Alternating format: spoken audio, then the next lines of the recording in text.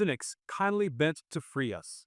This is Cynic's third full release as of 2014 whenever it was released, although they'd released five things, had some EPs and some remixes along the way. This is like their third full album. Now, keeping in mind that Cynic got their start in 1993, so there are long spans of time between each of their albums, and each of their albums has a really radically different, I think, approach to the original concept behind Cynic, which of course started out as a sort of like extreme progressive metal group.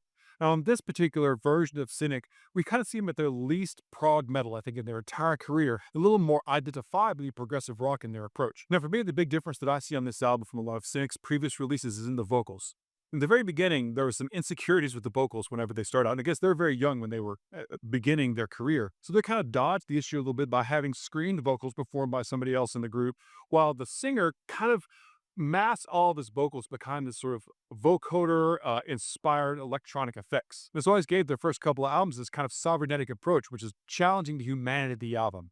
This particular one doesn't really have that. There's no affectations on the vocals. As a matter of fact, there's some spots in here where the vocals are really stacked high in harmony, almost giving like a Beach Boys feel to it. But even though they're kind of stacking the vocals a little bit more on this album than they have in the past, the album itself feels very stripped down in comparison. Almost comes off as a power trio. And the implication of them backing off that extreme metal sound means that this is a little bit cleaner album overall, but still it has that restless activity and momentum of their earlier work.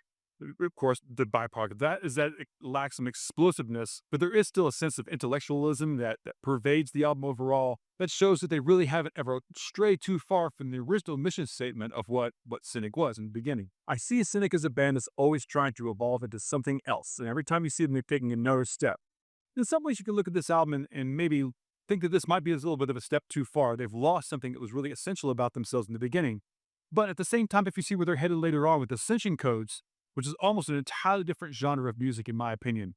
You can see how this is kind of a logical step along the way. One last note about this. I've got to say that, I keep seeing these lists on my TikTok about people's favorite bassist and, all-time favorite bassist. Why is Sean Malone never mentioning those things? He's such an underrated but standout player that I really think is stand among the greats on the